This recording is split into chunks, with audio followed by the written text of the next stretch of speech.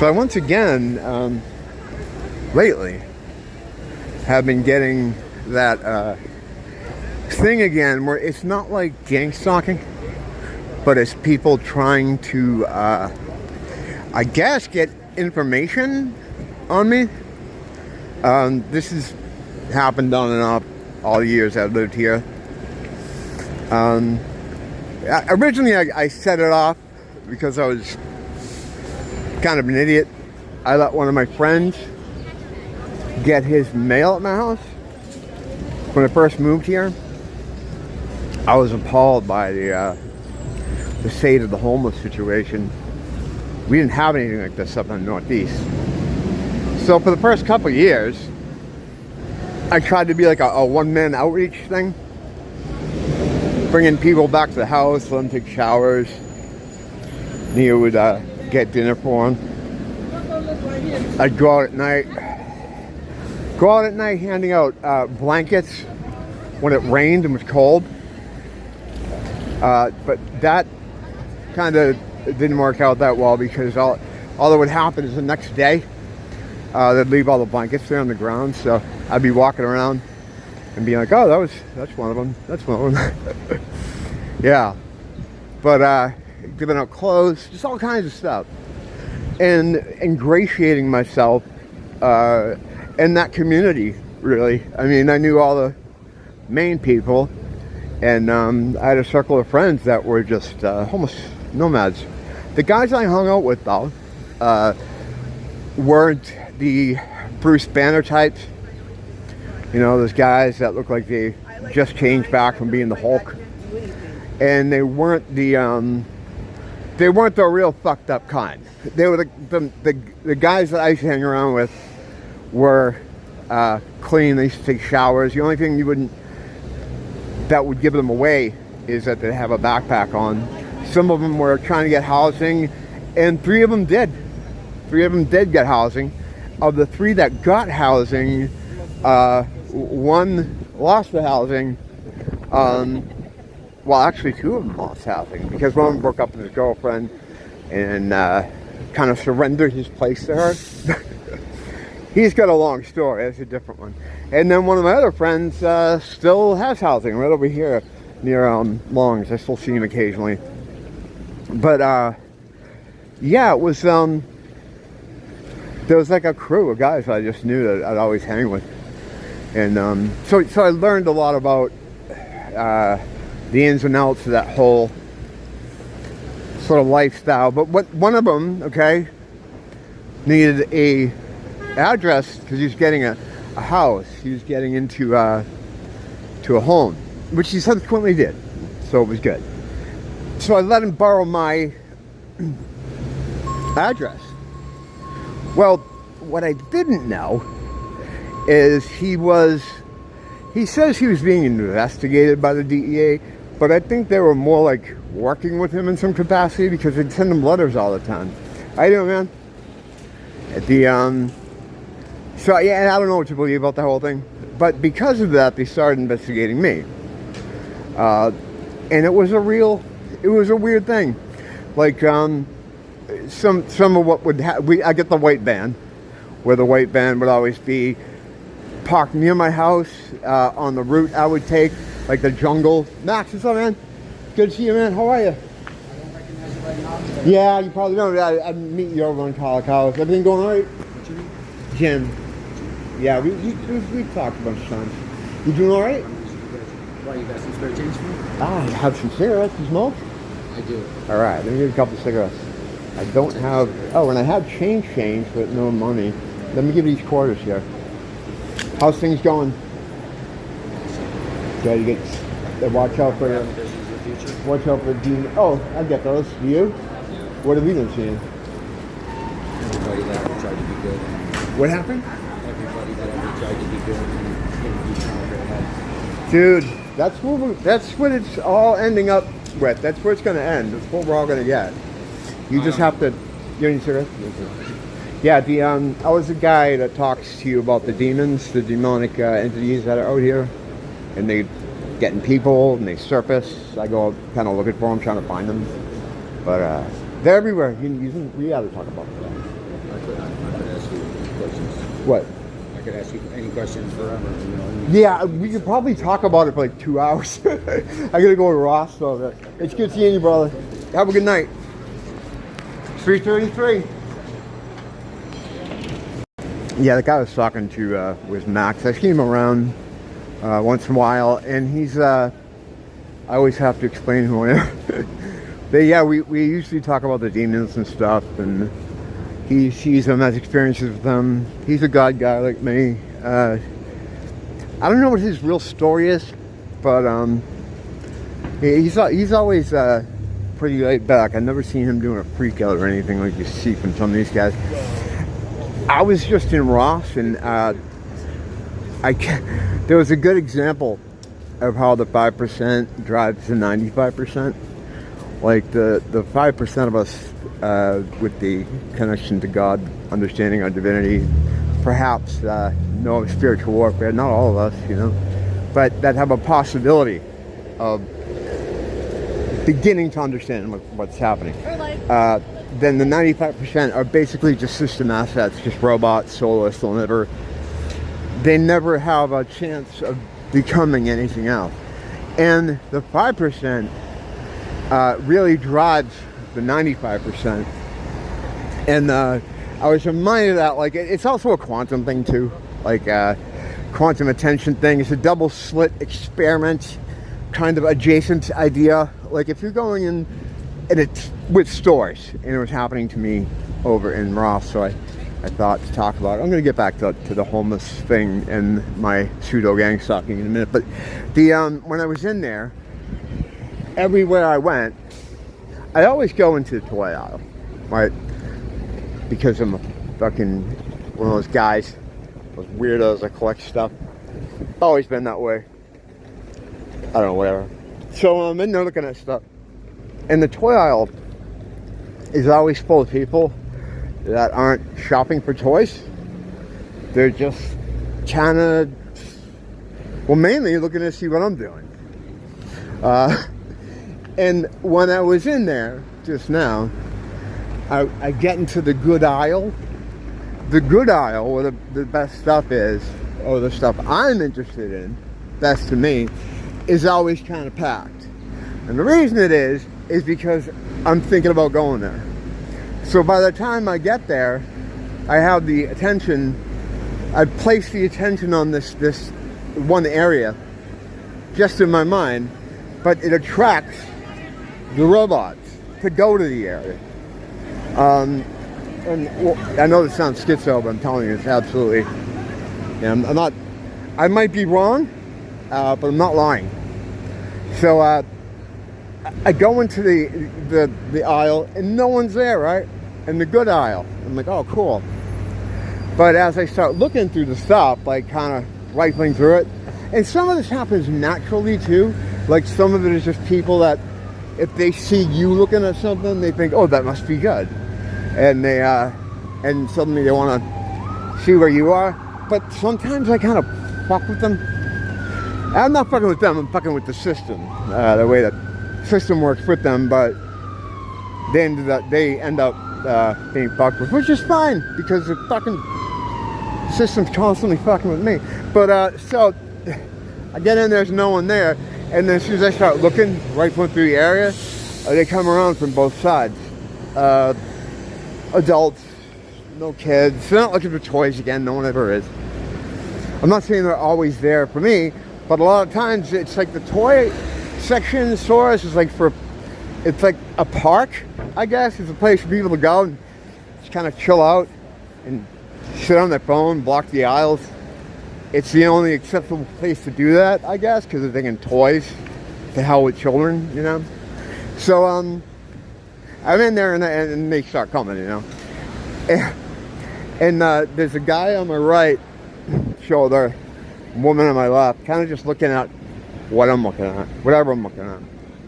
So sometimes this frustrates me, you know. So I'm like, well, I'm just gonna mess with this woman on my left, because the reason I picked her is because the other guy was closer to the aisle. That's my reasoning. And I didn't have far to walk other than out of the aisle. So I'm like, I'm gonna just slowly scoot along to the left and watch her follow me every moment. Like, I'm looking at something over here in front of me. She wants to know what it is because I'm looking at it. But when I move, for her to be able to get in there, she doesn't care about that anymore. She wants to know the next thing I'm looking at. So I'm like, I'm just gonna, just to prove this kind of thing to myself, because I'm always trying to, what's that word? I like when I lose fucking words. Oh, stupid. I like to, what is that word when you're trying to blame something that doesn't exist, or, hi. How you doing today? That's good, that's good. I guess I'm having a fucking brain aneurysm because I just lost the ability to discredit when you're trying to there's a word for it. I'm gonna get it. I'm not, I could just cut this off and save you the fucking pain. I'm gonna do that. Debunk. I try to debunk my own theories or understandings of things. I'm so sorry I'm this way. But anyway, so I'm like, we're just gonna play with this, and as I move, we'll see what happens. And every time I go to an area, I'd look at what I was looking at, and that's what she wanted to see. So I'd move so that she could get in, but then she'd follow me. And I just, I get frustrated. So I'm like, I'm just not gonna really be looking at things. I'm just gonna move her around. I'm gonna move her around this aisle like a puppet. So yeah, I did that until it got boring and frustrating, and then I just left. But yeah, I was moving her around just like you would like a remote control toy. It's just I'd go over here, and I knew where she's gonna go, just right here, not looking at anything. When I finally leave the aisle, at the same time, she just stops and walks away too, because she's not there to look at anything. And like I said, it's a quantum thing too. It's like a double slit experiment adjacent kind of idea. When you're looking at something, it won't move. But when you're not looking at it, it moves. That's not what was happening here, but it's a point of attention concept. When I'm putting my point of attention as a living being onto a certain area or a certain thing, it drags them along. Because it's not like they even care about me. They don't. They just kind of move along to what 5%ers do. We control them. We control their behavior, everything. It's pretty fucked up. But that sounds fucking crazy. It sounds so crazy that I don't even know if you're going to include it. Let me cut this off here in case I decide to just jump back to the homeless story stuff. So yeah, I was getting mail from the DEA at my box, not from me. But then they'd follow him, they'd talk to him. I'd see him talking to them when we were out and about, and they just started to wonder who I was. So I don't know exactly what the first interaction was, but one of the things they do is it was usually young kids, like younger, early 20s, late teens, kids that might have gotten in trouble at some point, and they're trying to maybe work something off, so they become like little rats for the system. And I'd always be approached by these kids trying to buy drugs or asking about drugs. Now, I'm smarter than that. I'd always tell them, no, I don't. And they'd be insistent all the time, sometimes the same kid. And they had adults doing it. Like, just sitting out there with my friends out in front of ABC. And the guy just walks up, hey, who's got the crystal? First of all, no one calls that here. They just don't. Got upset with me. That's a whole nother fucking thing. People that get upset when you don't run across the street for them. No, I'm just not gonna. Because that motherfucker would run me over in 2 seconds. So fuck him. But, yeah, so this guy's like, hey, who's got the crystal? And I'm like, I don't know anybody named Crystal. Now, the reason these guys don't know the local lingo is because a lot of times, well, what was explained to me was that a lot of these guys are just picking up hours while they're here on basically vacation with their families. Like they're police and they, you know, work with the police or somehow, you know, law enforcement payroll. And when they come out here, they can pick up hours with the undercovers. So they're, you know, they don't know any of the lingo. They're real easy to spot too. And some are real assholes. Like I remember I got into it with the guy in front of the ABC again. Same ABC. Yeah, they have a little, they have areas, I guess. I never thought about that till now, but he was real persistent. He was like, "Hey, do you sell anything?" And I'm like, "No, I don't sell anything." He goes, "Yeah, you do." I'm like, "No, I don't." He's like, "Yeah, you do." Like that, like with a little smirk on his face.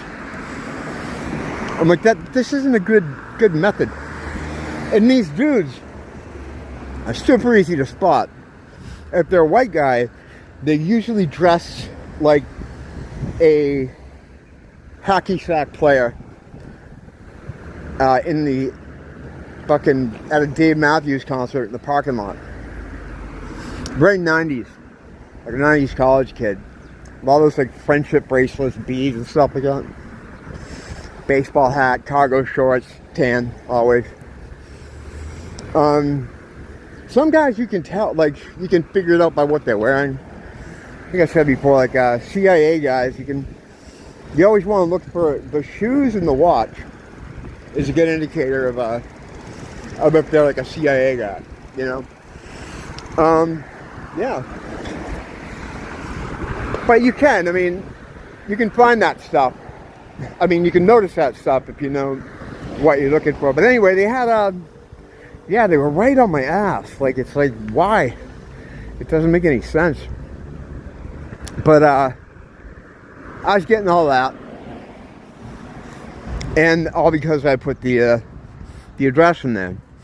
Then there was the white van situation, where I was saying that earlier. They would park kind of near to where I live, like over by that thing we call the jungle. Over there in between us and that store where I have to walk. They'd be parked down there, just waiting for me to walk by. And I'd see them and wave at them. I'd wave at them or go to talk to them, and they would both like look anywhere but at me. It was really weird. It's like, guys, I know, you know, I lost my train of thought there for a minute. I'll explain why in a second. Yeah, so that went on for a while. And then finally, I think they figured out I wasn't anybody. Yeah, what happened back there is that woman in front of me right there, the whole time I was behind her, she's staring at me. I knew she was getting ready to yell at me about the fucking filming. She could just feel it. And then there were these cars over here. We were walking across the street, right? She was waiting on the corner. I was waiting on the corner. The light changed. She was kind of looking at her fucking shoes or something. I'm like, well, usually I'll let people go. But I'm like, I don't know what she's doing. I got to go over there. I'm going over there. So when I walked first and got in front of her, she was not happy about it. She's like, and started making disappointed noises. So I had stuff going on in my head. When I got to the other side, I'm like, I'm going to keep walking the way I was walking. And that's why I said, yeah, he was right on my ass the whole time, because she was right on my ass, because she was upset that I guess I walked in front of her. I don't know. That's another negative interaction that I wouldn't have had pre-COVID, because she wouldn't be here, you know? How would she ever have gotten here if it wasn't part of the military operation? Wouldn't have gotten there. That's the second negative kind of run-in I've had with people that wouldn't be here if it wasn't for the military operation. Yeah. Don't really fit in. They stick out. And they're assholes and they cause problems. But they do that everywhere. They're just looking to be offended, looking for trouble. You know, I didn't stop talking back there because I knew. You just feel things. And like if I don't keep talking, don't say anything, she's gonna make a comment like, "Oh, well, you gonna look this and that." She's waiting for it anyway. I don't know if you saw the film. The fucking video as I'm doing, she kept stopping, just staring at me. Like, what you doing? Following me? It's like, yeah, I'm very interested in following you. It's not a race thing though, because that narcissism with why you're filming kind of thing goes on with a lot of people. You know, white people, homeless people, like, it doesn't matter.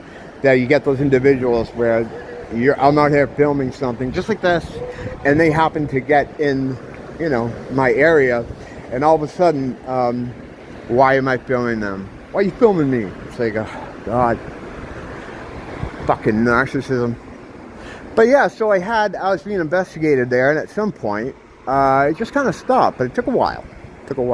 Then what started happening, and the reason why I bring it up is because it's still happening now. They had a couple of instances of it recently, where people will try to get to know me in some way. And some of these stories are fucking mental. And I alluded to some of them before about how crazy they were. I've never really talked about them. But I think it's about time I laid some of this stuff down, just to have it out there.